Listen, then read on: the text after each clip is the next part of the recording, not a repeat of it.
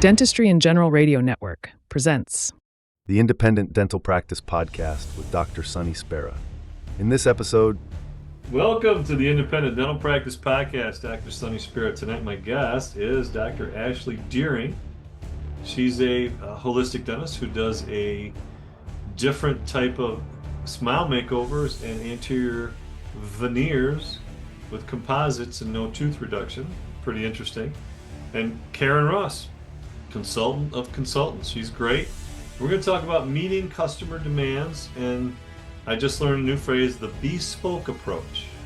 So maybe you'll learn along with me what that means. So please enjoy the episode. I think it's very interesting. And share it with your friends. Click like, share it, subscribe, all those great things. Let's grow this baby. Appreciate all you guys listening and all the feedback that we've gotten. If you don't like something, you don't like the episode, you want to hear something different, you want to do something different, please contact me. sonnyspera@gmail.com, Sonny with an O. Or you can call me or text me, 607-624-2962.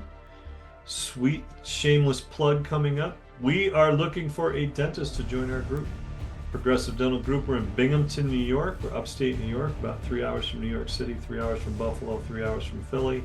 Can get in and out anywhere you need to go. We're pretty much central part of the state. Beautiful upstate, Finger Lakes, all around us, university, everything. We have 5 offices. We're out of network. We have our own lab. We have all the bells and whistles. We have all that stuff. We're looking for a doctor who wants to join our practice, who wants a career. We don't want someone who's just looking for a job. I think we have a great environment. We've had all of our docs, other than our latest doc, who's been with us going on 3 years now, 25, 30, 20 plus, 22, longevity, and there's consistency. So if that sounds attractive, or you want to work with some docs that are happy to help share some of their feelings and knowledge, it's a great place to live. It's a great place to work. Thanks, everybody. Take care. meeting customer demands through a bespoke approach. Dr. Sonny Spera interviews Dr. Ashleigh Dearing and Karyn Ross.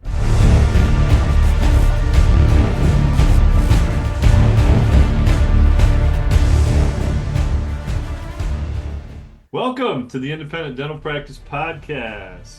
Today we have 2 guests. We're delighted to have 2 guests. One of them is an old friend, and Karyn Ross. And if you've listened to our shows before, you know how great and spectacular she is, and in her field, and how she makes a difference every day. Her vision, her core values, right? Very simple. Very kind. Help people create a kinder, better world. That's Help it. people create a kinder, better world. Who wouldn't want to talk to that person, right? You're crazy if you're not. And we have a good friend of hers, Dr. Ashleigh Dearing. It's her first time on the show, and we're excited to talk to her. And give me 1 second. I'll pull this up. All right. Let me give you a little bit about Karyn first, and then we'll give you a little bit about Dr. Ashleigh. Karyn's on a mission to help people create a kinder, better world. Award-winning author. Her 7th book, that's with a 7, The Kind Leader, A Practical Guide to Eliminate Fear, Creating Trust, and Leading with Kindness, is a must-read for everyone who leads people at work, at home, and in the community. An artist, TEDx speaker, internationally acclaimed consultant, and coach, Karyn is the owner of Karyn Ross Consulting, which focuses on helping service businesses such as dental practice create optimal flow and exceptional customer service. Also the founder and president of the Love and Kindness Project Foundation, a registered public charity and grassroots movement spreading kindness person to person around the world. Welcome, Karyn. Thank you. Thank you so much. All right. Give me 1 second. Let me get Ashleigh's here. Dr. Ashleigh. Okay, here it is. Dr. Ashleigh Dearing is a holistic cosmetic dentist dedicated to transforming smiles and restoring confidence through minimally invasive biomimetic techniques. With a commitment to ethical dentistry, she specializes in the innovative Marshall Hansen method of composite veneers. I'm going to hit that tonight on our conversation. A revolutionary approach that rebuilds compromised tooth structure, enhances aesthetics, and fortifies natural teeth without removing any healthy enamel. Her mission is clear: to educate and empower patients worldwide proving that achieving a stunning, enduring smile doesn't require compromise. By integrating holistic principles with cutting-edge cosmetic dentistry, Dr. Dearing creates results that are inspired by nature and the individual's own features, keeping in harmony with one's true self. Whether addressing wear from aging, trauma, or prior restorations, her non-invasive protocols deliver functional beauty that feels authentic and is long-lasting. Purely you, naturally beautiful. Welcome, Dr. Ashleigh Dearing. How are you? Great. That's kind of fun having an intro kind of read back to you. I sound awesome. Well, you pretty much are. We all know that. So everybody else is going to know that in a couple of minutes. Can't wait. Yeah, that's great. All right. So our topic, which I didn't cover, and I'm sorry for that in the intro because I was too excited to meet these two ladies, is going to be meeting customer demands. And Karyn had a special way of saying it. I'm going to ask her to say it because I would not do it justice. What was that now, Karyn? So no matter which patient comes in your door, everybody really wants to be treated like a VIP, the very important person they are. And really, in this day and age, customers want exactly what they want. They want a bespoke approach, right? They want the work being done that's really tailored and special for them. And you know what? The wonderful thing is that's exactly how everybody should feel. Nobody wants to go to the dentist and feel like a number. Nobody wants to go and feel like their teeth are just any teeth. We want to stand out. We want to be special. And the truth is, every single person is. That's how we create a kinder, better world, by bringing out that beauty and that, what's really special about that person, that they can feel confident, they can feel comfortable. We need to meet our customers where their demand is, not what we think they should have.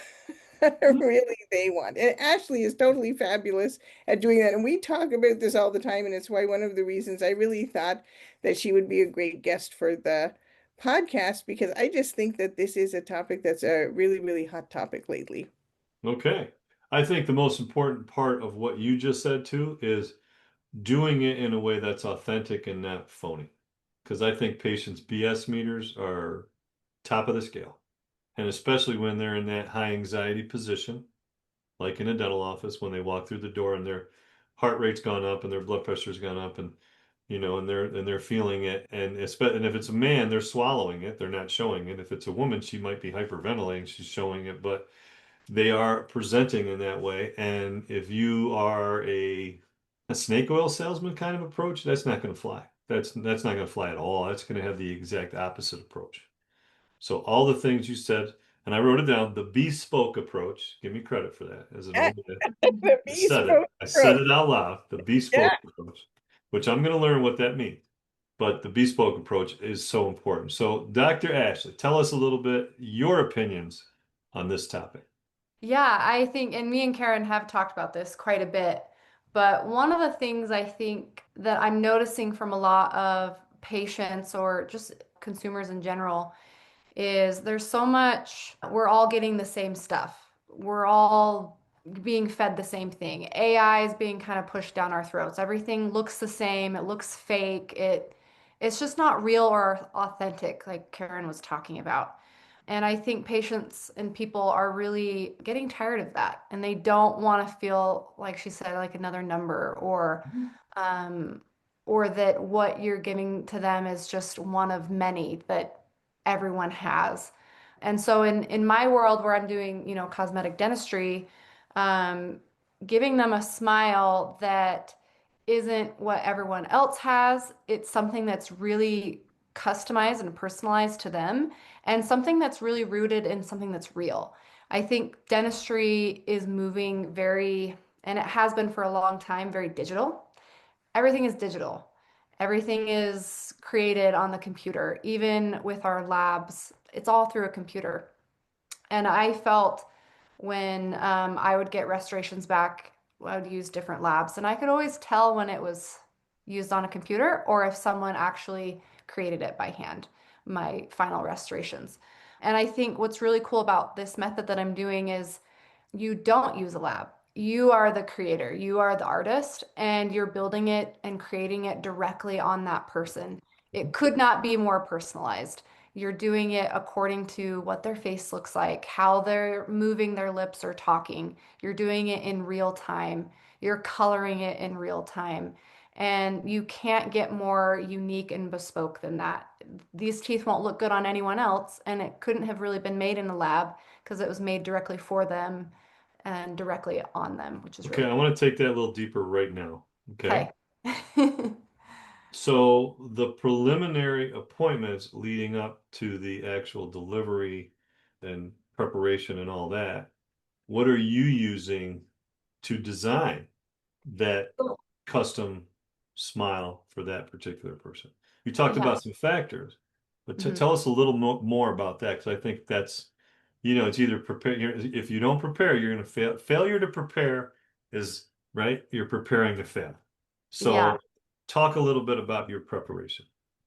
So honestly, well, with this method, it's really unique because you see the patient, you might do a consultation with them, and it can be virtual, where you say, okay, send me some photos of your teeth just so I can get an idea of maybe what would be needed. Do we maybe need to do a little bit of accelerated orthodontics to get them relatively straight? And then you see the patient when they come to see you and they're ready to get their teeth done, and you spend 2 days with them, and you actually build the teeth directly on them. Wait, wait, And wait, wait, so, wait, wait, wait. Hold up. okay. You spent 2 days with them in the preparation phase, Um, or the planning phase. I'm no, getting the planning confused now. phase, so this is kind of how it goes. They come and see you after you do your virtual consultation and they're ready to go. They come see you and you do your records appointment, just like a typical cosmetic realm, right? So you take lots of photos. I'll usually take a video of them talking so I can kind of see how their mouth is moving, Mhm. smiling, at rest, all the typical Mhm. pre-op photos that you take. And then I'll bring them back and kind of explain how the process will go. And the way it goes is the next day I will see them and they will spend pretty much all day with me for the next 6 to 8 hours, depending how long it takes. And with a special composite material, I build what's called the frameworks of the teeth, which are just kind of the basic shapes of the teeth or the Mhm. veneers on top of their natural teeth. And that's day one. And then at the end of that day, I tell them to go home, test it out. How do you like the length? Do you have any speech issues? Anything like that? I see them the next day. We may calibrate the bite a little bit and I'll watch them talk and see if, okay, maybe I want to shorten that a little bit. I don't like how much tooth show. I kind of want to round this angle because I want to kind of match kind of the angles of the face or things like that. So that's when I say it's all kind of live and in person. You're almost designing it. You have kind of a rough design that work up that night, but you're kind of doing it as you go. Yeah, that's what I'm trying to get into is the workup part, the rough design. Yeah. So I'll tell about Do the you workup. And show then them any like projected photos, or this is kind of what I'm thinking? I mean, or is it just mostly just conceptual for the person? it's mostly just conceptual. Yeah, I think they can kind of see your photos of what you've done in the past and kind of know, like, to me, it's almost as if you're commissioning an artist for a painting. And you Mm-hmm. say, this is generally what I would like. I want my teeth to be wider. I want, I feel like my teeth are, I want my smile to be broader, or, this Uh-huh. tooth has been chipped. So that you give them an idea. And then the artist kind of takes it and goes, okay, this is what I think you need. And this is the design. I'm going to take some inspiration from your face and maybe from what your previous teeth looked like, and I'm going to come up with the design. And at the end, you are going to be really happy because they're all the things that you wanted. But then with my artistry and knowledge, I can fill in the gaps and paint just the most beautiful picture for you. But as you're showing them photos, or as they're looking at photos, there's Mhm. got to be some similarities. Like, okay, listen, you have a long face, a little bit of this. This is similar. I mean, they're gonna probably gravitate to some of those things, right? Is that part of the discussion at all? They might a little bit, yeah. They'll say, hey, I really want, like I said, some people, I just want more tooth show. Like, I don't feel Sure. like my smile is very big, or, I So really look. like this aspect. But I think a lot of times people who are looking for this, they really love that you're the artist and Mhm, they want to see what your artistry does for them and how it's mhm. personalized to them. It's kind of a hard thing to explain because I think in dentistry too, we let the patient kind of guide a lot of things that we do and decisions that we make, Sure. which I think is good. They can have some input, but I think they don't know what they really want. They don't know what a tooth shape should actually look like, or that, But see, now hey, let's go back to what Karyn said, though, right? They know yeah, what they want, but in this scenario, you're not boxed into a corner, and hmm you're also not creating this, we'll call it a fantasy, right? yes, yes, You're answering. I like what I understand, right? Is you're getting some concepts. We're going to do this. You want a little bit wider. You get conceptually, ideally, what would you like? And hmm if it's something you think that's right, that's a creativity and a possibility. Okay, now you have something upon which to create your tapestry. yeah, So that's a nice thing. But I think what I've seen a lot of times is, well, build up all your photos. This is the typical, let's call it a porcelain practice. hmm Build up all your photos, take them out, say, okay, now with this patient, this is what we did here, and these are the changes that we made. And I can see some of these, oh, okay, can I get something like that? And now they're diving into the weeds, whereas they're missing the big picture, yeah, right? yeah. And I used to do that. I would show them all these photos, and they'd That's what say, we were well, taught. well, That's I what want this, and cosmetics I taught want, us. Yeah. yeah. And then they get the final product, and they're like, they already built what their smile looked like, and Hmm. so you're already gonna fail because it's Hmm. not, you can't extract what's in their head. Hmm. Um, yeah, with this process, I think it's a lot of, you give me some of your inputs, but the artistry is in my hands. And I promise that in the end, it's going to look really beautiful, really real, really true to who you are, you, but better in a way. Well, let me ask you one other question on this part too. Okay. You've got John in the chair, and John's wife has been all over his ass for the last 3 years. Fix your smile. Your daughter's getting married. Blah blah blah blah blah blah blah. So he's there, right? And the typical male's like, "Hey, what she says," hmm right? Or you have the opposite. Well, I don't know. I got to have my husband. Like I talk about this with Steve Rasner all the time. He always has the significant other or the other person in the decision in the room as they're discussing. hmm What does that look like for you? Mm. So you're saying like a scenario when they bring someone else and they're also Well, asking, or no, but they don't bring someone else, right? oh, okay. And they're like, well, I got to run this by this one. And, as you're formulating, you're having this conversation, the other person who may be the final determiner of Mm. what goes forward is not in the room. Oh, I see what you're saying. Yeah, I think this is how Dr. Marshall Hansen does it, which I think is really unique. So it's all virtual. So Mhm. he does all his consultations virtually, and then you just click a button and you schedule it. So you're kind of in complete control. And if you're ready and you schedule it. And if you're not, then you won't schedule. And there is a fee, like a down payment in order to schedule that appointment and kind of Sure. block it off. But I really think that people who do their research and really look into this, because this is kind of how I felt in my previous practice. I'd get patients in, and it was almost as if, like, yeah, I was trying to sell the product to them versus this other way where not many people can do this. I'm the artist that you're commissioning for you. So it's a little almost kind of opposite. Like you're trying to get me to take on your case, if that kind of makes sense. That's almost how it feels in a way. So there's not so much that, oh, because I'm guessing you're kind of going to, well, what do you do to get them to make a decision? And if the decision maker is not there, is that kind of what you're talking about? Yeah, like the person's like, yeah, I want to do this, I want to do that. And Yeah. then there's a situation where, well, I can't answer my husband's questions or vice versa. There's always that potential, and it does help, I find, try to have both of them there. Like, okay, we're going to do just orthodontics. We're going to do braces as an adult. Let's take a look at this. Let's see this. Here's going to be your investment. This is what some of these results show. It's Yeah. nice to have that other person there so that you can answer the questions together, Oh, absolutely. Yeah. you know? Yeah. Anyway. And I think that happens a lot of times during the virtual consultation as well. And Mhm. there may be some lingering questions, and they reach out and I text or call back and you can Okay. answer it. And that's kind of how it goes. But I don't know, I think the way that, especially the way that Dr. Hansen has designed his business model too, it is very, like, not many people do this. And again, it's more of a, I don't know how to explain it, but yeah, you're almost being booked like this is a commission for artwork, Understand? kind of a thing. Karyn, I was going to ask you, how do you see this bespoke approach? How do you see this on a broader scale? So I'm going to say, first of all, my daughter actually just got married a month ago. And Congratulations. thank you. I know, best new title, mother-in-law. I have found it absolutely best new title.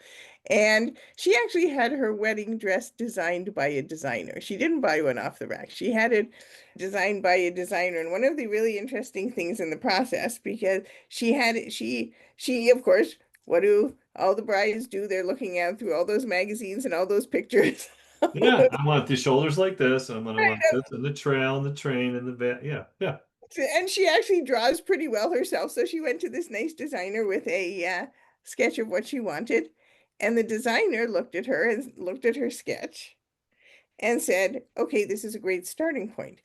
She'd also designed lots of dresses for lots of different body shapes, lots of different, and she took my daughter's initial design, drew something out and showed her what really she thought would look best. Then they made a muslin of the, I don't know if you know anything about sewing, but she didn't make the dress out of the super expensive fabric that it was going to be made out of. She made it out of just cheap fabric, tried it on my daughter, pinned everything, made sure all of the pieces and made sure actually that it looked exactly like my daughter wanted it to look. Because Ashleigh said something that's really correct in the beginning. And I also know, because I have a master's degree in sculpture, in everybody's mind is a picture of what they want to look like, right? They want a picture of what they think their smile will look like. Actually, it might be a good picture, but it might not be a perfect picture.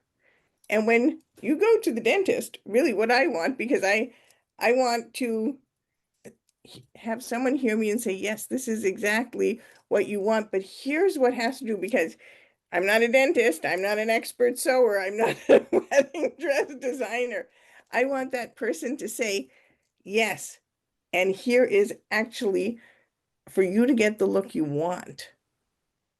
Here's what you need. And sometimes it's not an easy conversation, right? Sometimes I have clients and they want a certain kind of customer service. They have something in their mind.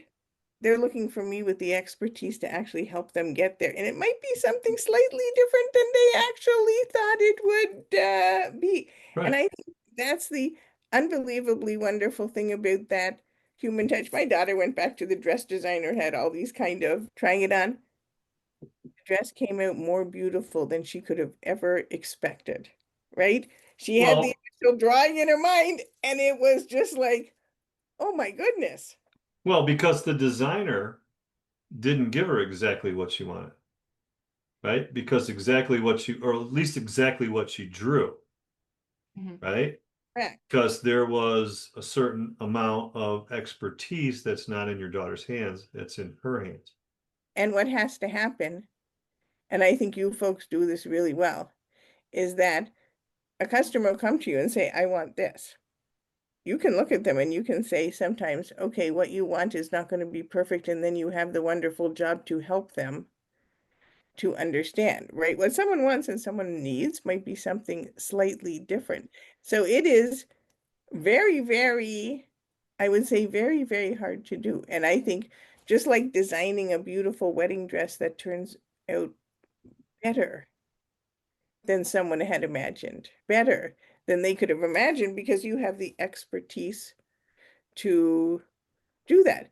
But it's different than you go to the wedding dress store. We did this also.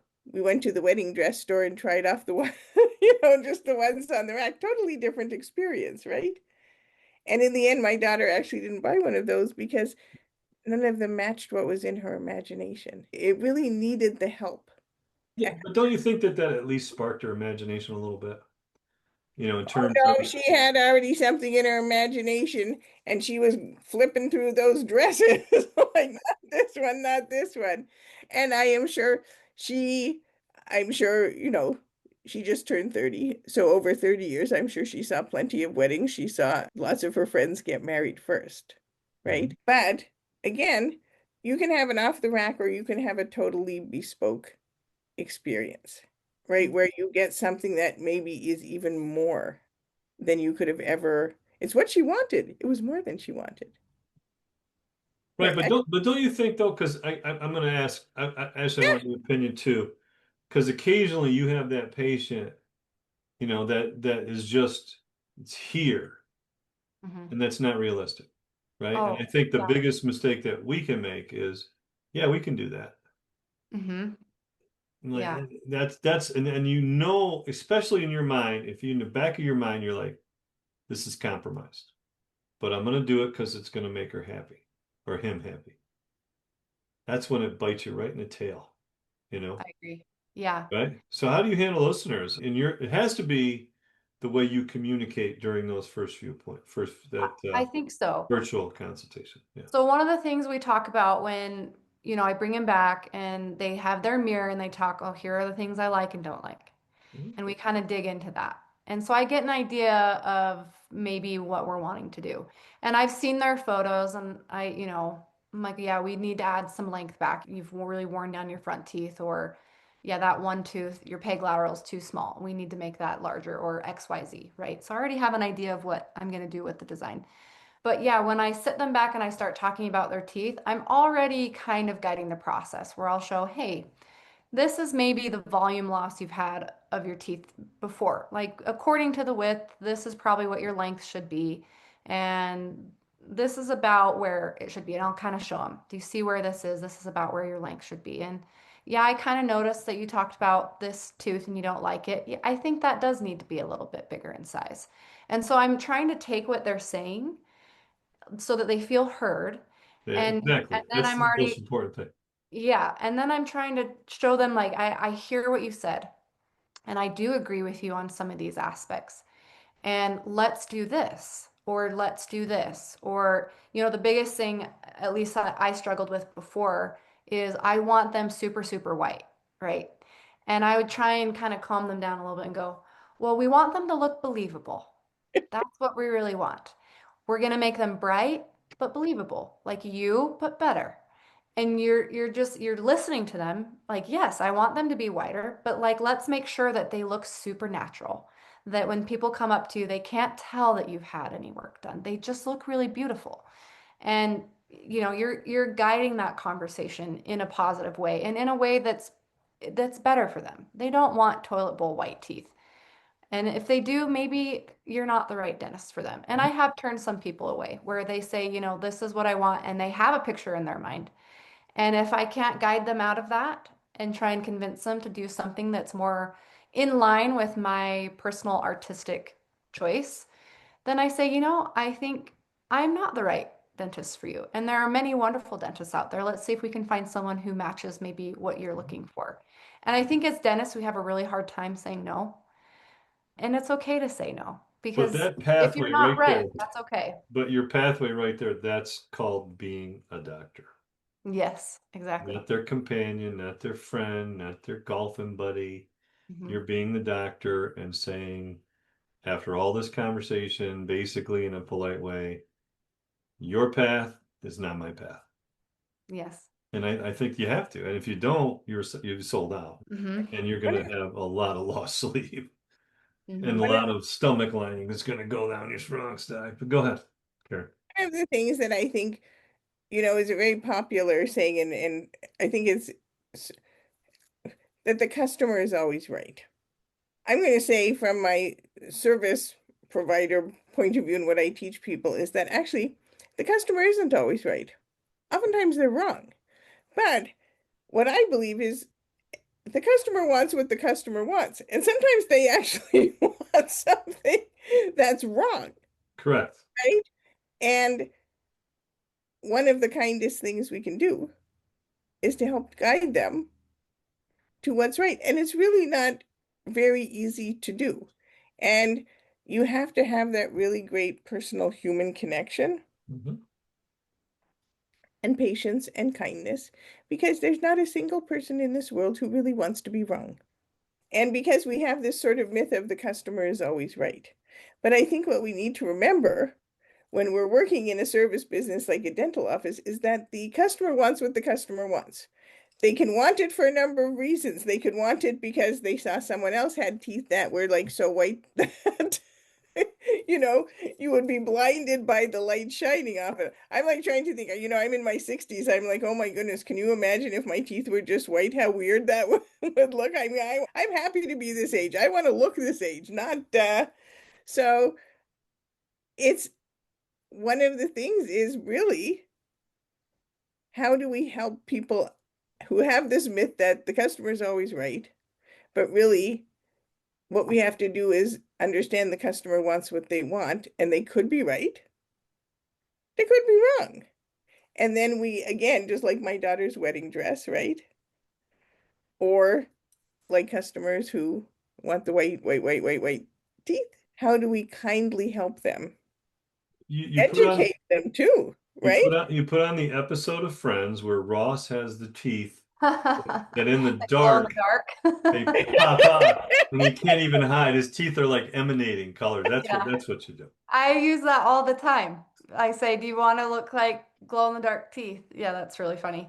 Well, I think too, something I really work hard on is I think 99.99% of people who come to you and they have this vision or they know what they want, if you really spend the time to talk with them and, like Karyn said, connect with them and dig into who they are and maybe where that's coming from. Because a lot of times you'll kind of find out, well, why do you think that you want that? Where did that come from? Where was that based off of? Let's maybe take a journey and figure out where that's coming from so I can understand really what it is. People with really, really white teeth. Maybe, well, you start digging in, you start talking to, you're kind of pulling that story from them. And then turns out when they were, in high school, someone mentioned something about how she had really yellow teeth and it's just always bothered her. And she just wants the whitest teeth that you could ever have. Because then how could anyone ever say that she has yellow teeth? So you've dug into the why. And then you can say, well, let's get you those wonderful white teeth. I think that this would look beautiful on you. They'll look really white, they'll look really natural and beautiful, and it's true to you. That way that no one ever says, oh, Sue has such yellow teeth. They'll say, Sue has the most beautiful, glowy smile that I've ever seen. Do you I at kind of any got into the point heart of it. do you at any point right there in that conversation Hmm. show them a shade tab or color? No, never. And I think what's really interesting with this approach too is I use one color in terms of the base shade. And then on top of that, then I can use color and tints, and I can either go a little bit brighter on the color or tone it down a little bit. But in general, I think the patients in the end, they just really want to have a beautiful, what was the word that I used that I heard the other day? A glowy, illuminating smile. Like I can't quite put my finger on the word that I'm trying to think of, but just the way that the light can bounce off of the teeth. It's not necessarily how white it is, it's how the light kind of bounces off of it, or how they really look, or how they reflect. That's really what they're wanting. They're wanting the brilliance of the smile, not necessarily a shade. But that's all they can really think of. They think white. I want it like a sheet of paper. It's like, no, you want it to glow like an opal. That's what you're really looking for. And an opal isn't white. It has many different colors and consistencies, and that's what makes it look so beautiful. As depth. It's depth. Yeah. And so and they just don't know. And you're, like you said, gently guiding them to where they need to be. And you're gaining their trust and saying, don't worry, I've got you. This is my expertise. I am the artist. I am the designer. And I promise in the end, you're going to be really happy. And what's so cool about this method, although I don't think it happens very often, but it's completely reversible. Unlike other cosmetic procedures where it's not reversible. You grind their teeth down and it's permanent. But this way, if they truly don't like it, it can be reversible. And even during the process, they still have input on it. At the framework stage, if they say, I just feel like it's a little long, and you'll look and you'll say, do I agree or not? And you'll make changes accordingly. So they're still really a part of the process, but again, it's not letting them dictate it. You're guiding them along. You were going to say something, Karyn? I'm just going to say that, first of all, I think we've seen too many people have seen too many commercials for white strips to whiten your teeth and all of those things, which just tell people what you want is super white teeth. Word I was thinking of, Ashley, I think it's like luminescent, right? Yes, Like luminescent. Yes, luminescent. that's the word. And Ashley loves nature.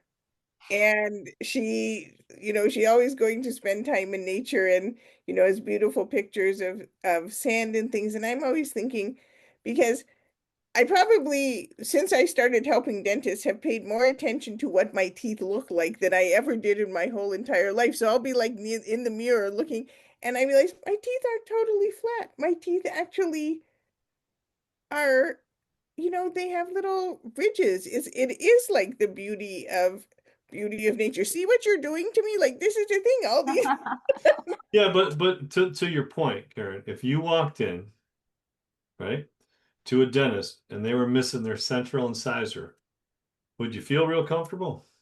no. Or my other analogy, I tell my wife all the time, like if I walk into a restaurant or some guy and this is this wonderful chef and they look emaciated, no. I want Dom DeLuise. I want the big who's like, oh, I know has eaten his own food. I'm gonna feel better about it. And I have to say, because I do have a front tooth that really, it just has a resin.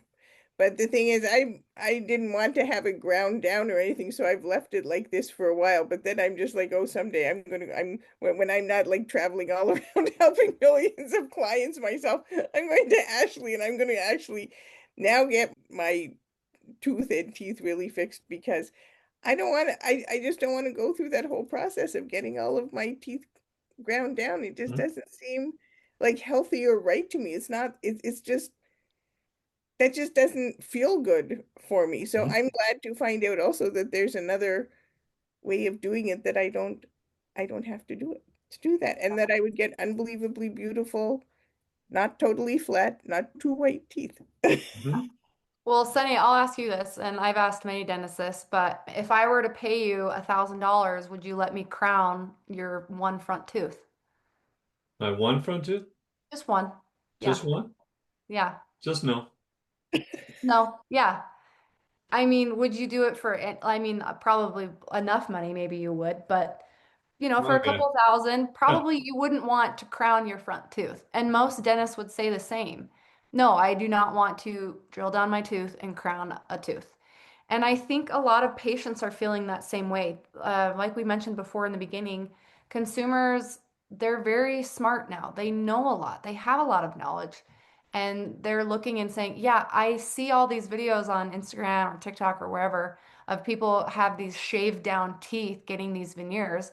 And there's this fear of veneers now. At least that's what I felt in my practice. People would be like, I don't want to shave down my teeth, but I really want a beautiful smile.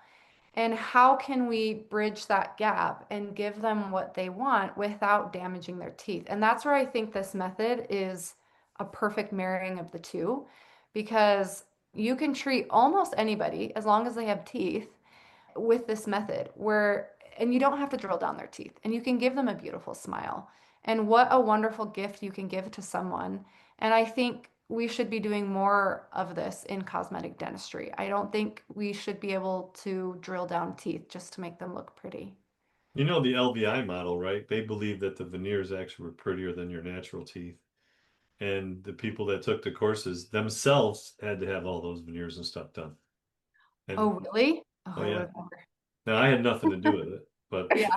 I know people who have, and I'm thinking, okay, that's a Kool-Aid drinking group. It is. Yeah, And I would never. I love my teeth. I think they're beautiful as nature created them. And I think most people really like their teeth, but they've had trauma or an injury or they've had things move around and it's just not quite what they wanted. And so they're looking for, I want something that's me or my teeth. I just want it to be better. And that's what I think we need to get back to. I think we're a little too extreme in cosmetic dentistry sometimes. it's funny you said that because a good friend of mine's a prosthodontist. Hmm. Known him forever. Met him when he was in dental school. And we've just maintained a really close relationship. And he talks about composites just being completely underappreciated. He Yes. uses them, actually, my daughter busted off a front incisor in a basketball game in college, nerve exposed. Drive up, pick her up, drive her home, do the endo, glued the piece back to it. Okay. And it looked pretty good for a number of years. Okay. Then it started to change a little bit, and I was like, all right, and the crack and a few things. And I was like, all right, we got to do something with it. And I was very hesitant. And we have our own lab and our own lab technician and ceramists and the whole thing, right? But I was like, you know what? So I reached out to Anthony, my buddy, the Anthony Salustio, quick shameless plug. And he plans to do, and I go in and watch him operate and do the whole thing, and a lot photos and this and that, and a ton of effort went into it, and he finishes it with composite, right? So the first thought, typical, is it going to have the same reflectivity as a natural tooth? Is it going to be a matte finish versus a satin finish versus true enamel shine? There's so many little factors, right? But he did a beautiful job. And she's a stand-up comedian, so she performs and she's in front of people and she's not self-conscious at all. And when I look at her, I'm not going, oh, there's that one too. It's a really nice blend, and it's a single central incisor, which, as you know, is not fun for anybody at any level. But Mm-hmm. just the amount of effort that kind of went into all the steps, it's pretty cool. Yeah, and I agree. I think composite has had a really bad rap. I know I looked at it and I discounted it because everyone knows, oh, composite bonding, it chips, it discolors over Yeah, time. it stains at the margins and yeah. Yeah, they look terrible. But I think, and I have to give all this credit to Dr. Marshall Hansen, who developed this method. It's so incredible. And with it, it's using a very specific type of composite that's built for this. It's not a posterior composite you use on class two. It's designed specifically for veneers. It lasts a really long time. It does not discolor. And like you said, the depth that you can get with it, with the way that he specifically layers it, it looks like a tooth. That's how it was always supposed to be. And that specifically with just doing the one tooth, like if it broke, you do a class four and things like that. With this method, you can make it look, and you're designing it real time. You're not sending it to a lab and they're trying to get it right with a photo and then the color's off and you send it back to the lab. You're doing it right there and you can see directly and say, okay, I need to add this tint. It needs to look like this. This is the texture I need to give it to match the texture of the other tooth. And you can make it look seamless and beautiful. And I think that's just what an amazing gift you can give people. Thank you. Karyn, I know you have to go soon, but I want to bring you around for one last piece of advice.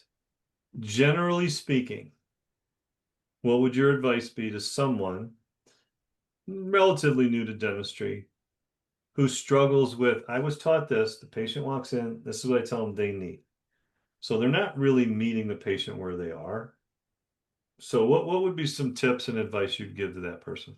Okay, so some tips and advice I would say is, first of all, listening, right? Listening is the most underrated skill. And I will say we got many things like Toastmasters out there that teach people how to do good public speaking. Mm-hmm. We can take public speaking in high school and college. There aren't very many listening classes, are there? Any of you go to a listening, like a specific course on listening? A friend of mine did, and he talked about it. He said it changed his career. Yeah. Changed his career because actually none of listen our connection from our ears to the brain is the worst. Most of us are not good listeners. Mm-hmm. So as a new dentist, you have to learn to listen because the person sitting in front of you is an amazing human being, right? And I think when you really listen, just like Ashleigh was saying, and you ask some questions and dig back to why they think they want what they want. When we do that, we actually are meeting someone where they are. Then we can make a suggestion because I'm going to tell you, I am not a dentist. I love dentists. I am having the best time in this whole conversation listening to all these. But when I go to the dentist, I want somebody who's an expert to help and guide me. That's why I'm going there. I know how long you all spent in dental school and how long you all spent practicing, right? And I really want someone to guide me. And I think once I'm heard and you really listen and understand what my need is under the want, and once I feel heard and you can tell me how what you can do for me is going to be better than I could have ever imagined, that's really an unbelievable gift to me. That is really going to be an unbelievable gift to me because honestly, your smile is the first thing people see about you, right? It is absolutely the first thing. I smile constantly. I'm like, that's the thing. That's that connection. Our smile is the universal language. So, young dentists, practice listening, right? If there's a listening course you can go to, practice listening because then we really are meeting people where they are, right? And we are listening to their demand. And then we have the opportunity to add our own expertise and add that value that you really get when you go to the dentist, right? And you come out and you're smiling like I just can't believe it. I can't believe how fabulous I look. That's bespoke. When you make me look more like me than I could even have looked like me. That's bespoke. That's my answer. Well, the only thing I'll add to it, I 100% agree they have to listen. I think they have to turn off the listen to reply versus listen to understand, Exactly. right? Seek first to understand, then is to be understood, right? So I think you got to do that in some fashion. And I know why, because we have this head chock full of all this Greek and Latin we learned in dental school, and we can't wait to spew it out, right? We just can't wait to just verbal diarrhea so that the person, whoa, he really knows what he's talking about. Listen to all this crap, right? Instead of, oh, oh, you said this, and then you go back and you revisit their question. Oh, nobody's ever done that to me before. They sit, they listen for a second, and then they just spew and tell me what I need, right? Mhm. They don't understand what I want or what I understand. So there's a huge disconnect, and part of it I think is, you've been trained so much, and you have to, and you're scared to death. You don't cover something, you're going to get sued, and you're going to leave some stone unturned. But you've taken out the human element, and I think going back to your point also too, Ashleigh, and this just reminded me of this AI stuff. I wrote an article once for a magazine, and then it came back to me, and they had stripped it of all its humanity. So I was like, take my name off it. I want nothing to do with this. That's not me. That's not me speaking. That doesn't sound like me. You've just made it a complete computer generated thing. Because I think you have to lean into the human element. I mean, look at what you're doing, Ashley. You're doing artistry, excuse me, doctor to patient, woman to man, man to woman. It's a person to person relationship and expression. I don't want some machine doing that. Actually, down the street from my house, I saw that there's a dental office that said that they had robots. Yeah, they're coming. They're And I was like, okay, and my dentist retired. So I had like the worst thing that could happen. And I mean, he was a fabulous dentist and I don't begrudge him his retirement, but it was like a traumatic experience to have the same dentist for 25 years and then he retired. I'm not going to a robot because I didn't, because Mhm. how am I going to build trust with a robot? How am I going to have that human connection with a robot? Right? And Mhm. you're right. We have to listen to understand. Every dentist should, you know what? Now it's making me think we should have listening courses in dental school. I agree.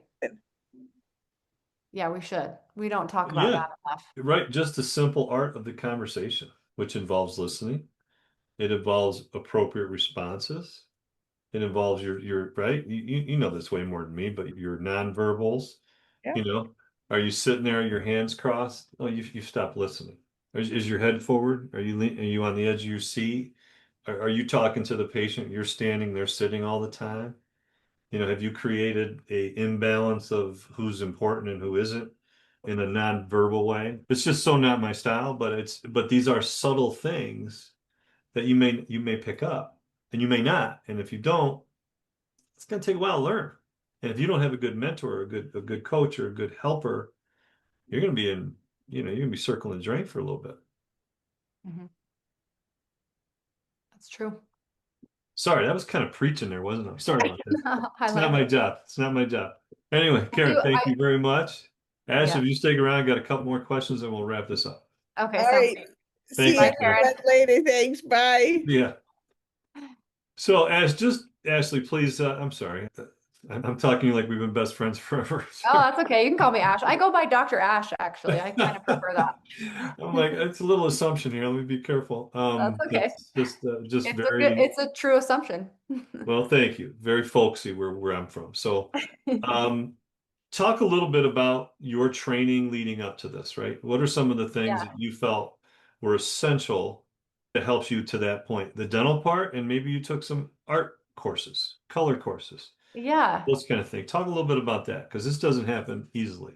No, it does not. And I think in dentistry, I don't know how it was for you, but I personally feel that I don't know, the standard of dentistry, maybe it's not going down. Well, I feel like it's maybe going down. The Oh, things it that you, absolutely, no, hold on. I It's mean, is absolutely that going down okay? because we, Because we that's how can't, I we feel. can't even, we can't even define a cavity anymore. But go Yeah. Yeah. I think the standards are going down. I think your quality of education that you received, I've only been graduated about 5 years. I feel the quality of education you received was probably far greater than the quality of mine.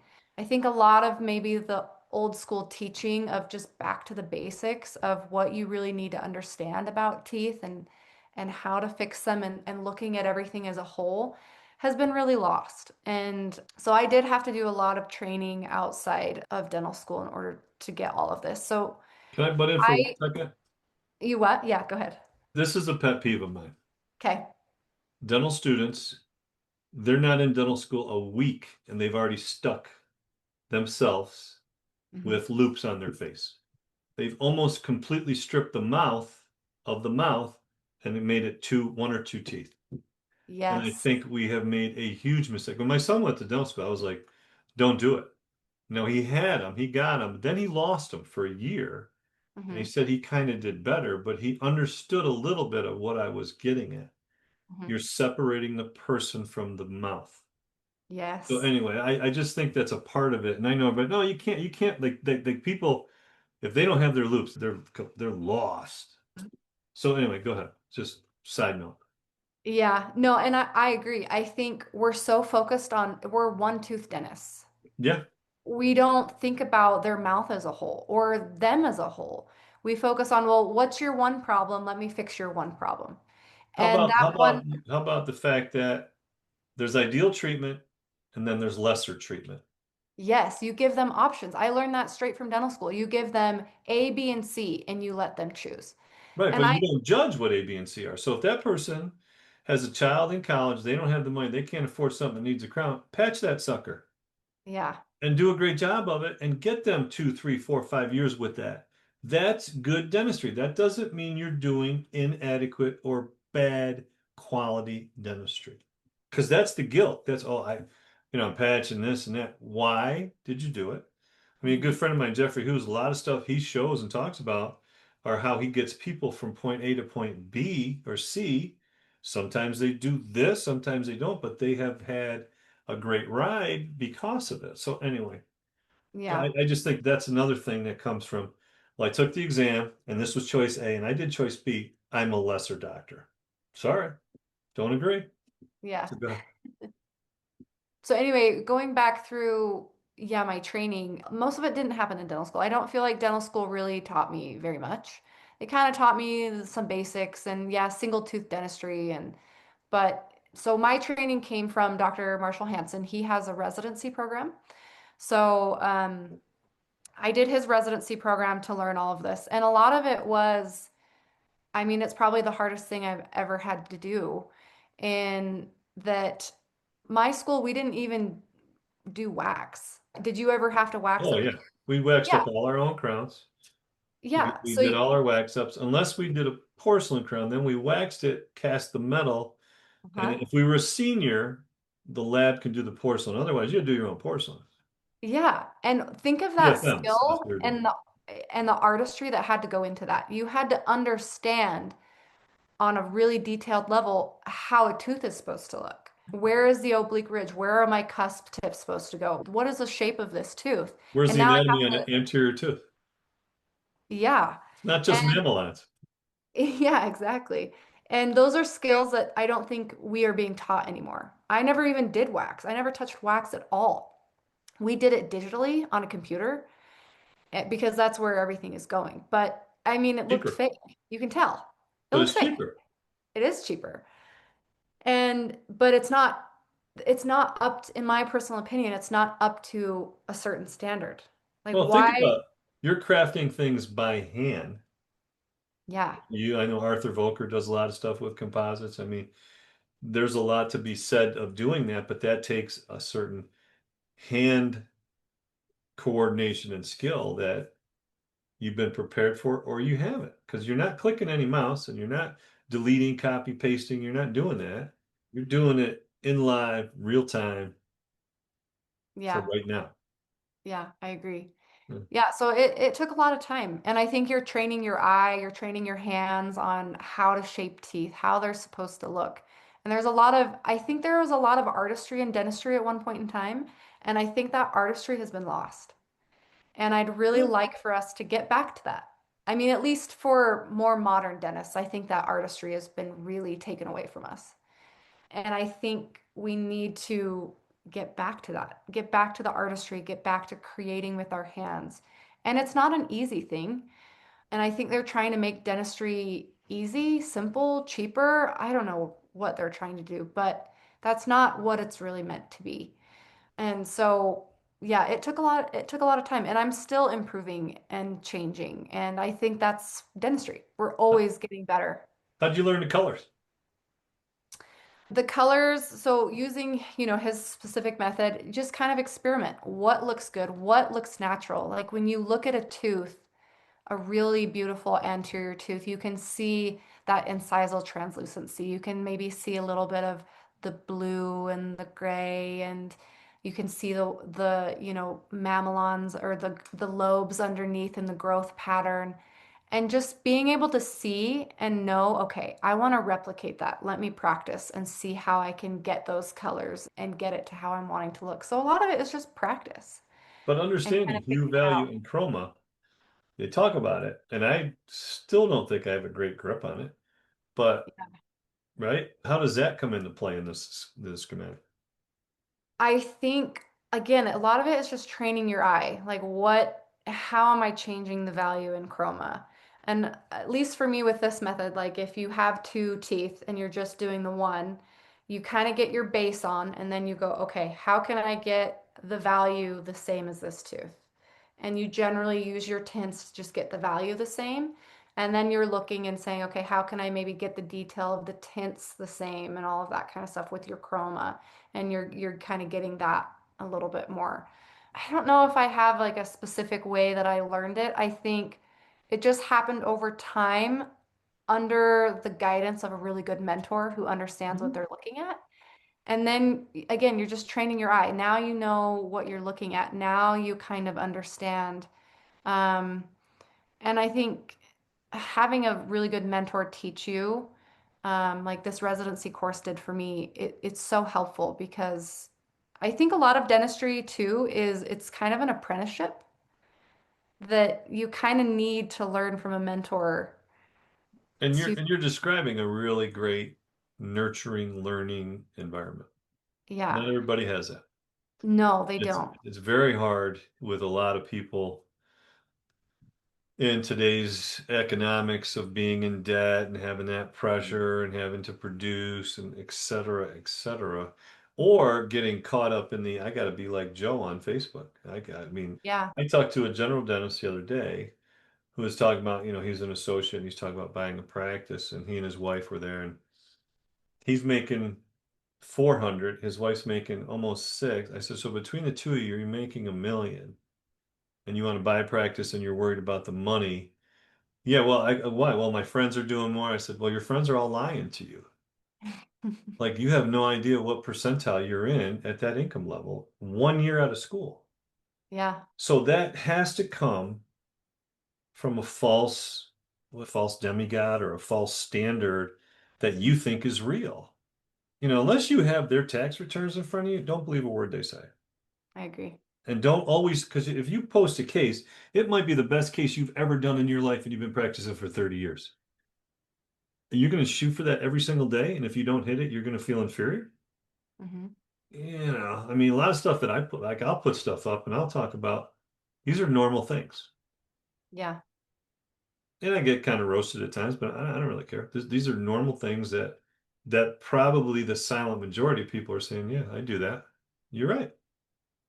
But don't be ashamed or embarrassed or run from it. But that's another point. But the point is what's your measuring stick, right? So you're in a really nice environment. You're fulfilling obviously what you see yourself doing, and it's fulfilling to you because you can hear it in your voice. You Hmm. see it in your body language. You just settled right in. I'm in my sweet spot, right? I'm in my happy place, right? Yeah. I mean, it just comes out of your pores. It's easy. Yeah. So people that don't get there, they don't get there. So what would your advice be to someone who Mhm. maybe wants to learn or get some more information or is unsatisfied with what they're doing? Oh, I think that's a great question. So I actually, at the beginning of this year, I owned a practice and I was doing normal general dentistry with cosmetic, and I was super unhappy. And this was right before I met Karyn, and I wish Karyn were here to give her input, but she really taught me that you need to listen to the voice of your heart and not the voice of your head. And I think what Uh-huh. you were talking about, you see other people. I almost bought a second practice because I thought I need to do more, I need to be better. I'm not a good enough dentist if I don't own all of these practices, and I'm not successful if I don't do all these things. And she really helped me listen to, well, what do I really care about? What really makes me happy? So I actually sold my practice and I let it all go. And I said, where do I need to go from here? Um, and that's when I was introduced to Dr. Marshall Hanson and started doing his method. And it's changed my life. It's amazing. So I think advice I would give to anybody, any dentist out there, especially new dentists or new grads, is don't listen to the voices outside.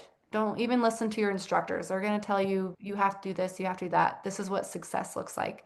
Really follow your passion. And if this sounds like something you'd be passionate about, that you want to, you're really interested in cosmetics, you want to do it in a really healthy way, that you're not hurting teeth, you want that true artistry and that skill of being an artist, then I would highly recommend doing Dr. Marshall Hanson's residency course. I think if cosmetic dentistry could be a specialty, which I really think it should be, that residency program that he has would be right up there with a type of specialty program that you could take.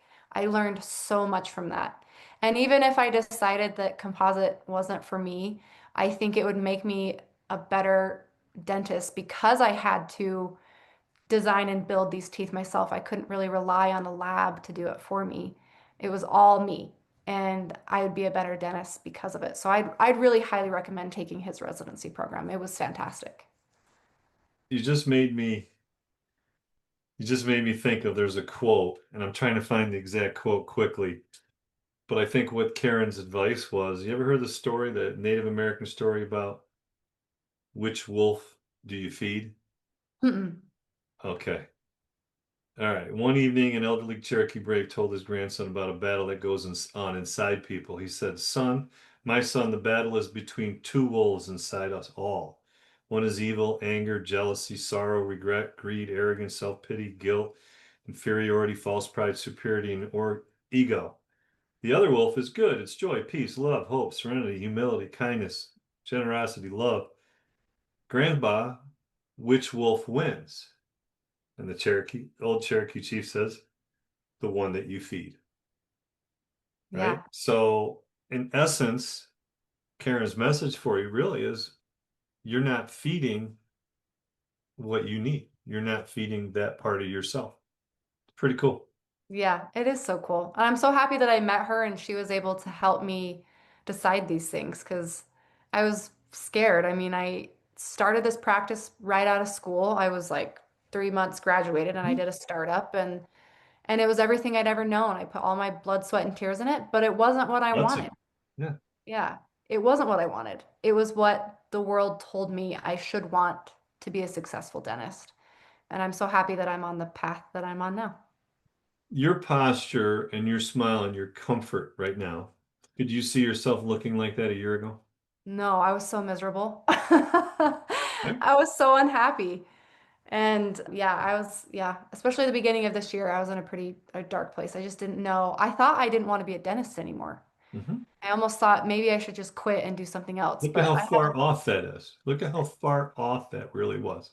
yeah, I really do love it. It's just I wasn't doing what I really believed in, and it resonated in my soul. And now I am. And I recommend all dentists just find what you really love and you're really passionate about. And your success can look like something different from someone else's success. Don't look at what the world is Should saying. look different.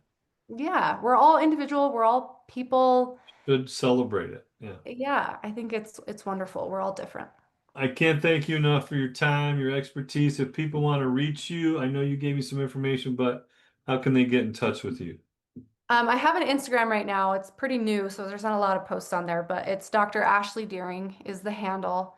And then I'm still with Dr. Hansen right now. And if they have any questions about the residency, they're welcome to reach out to me or reach out to Dr. Hansen and do his training course. Hopefully, I'll be there to kind of help the process along.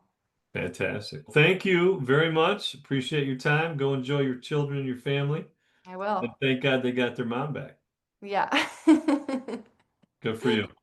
Okay. Thank you, Thank Sonny. you. This has been a production of Dentistry in General Radio Network. Visit our website, dentistryingeneral.com, to join engaging clinical and business conversations, explore our dental podcasts, and stay updated on our upcoming live events.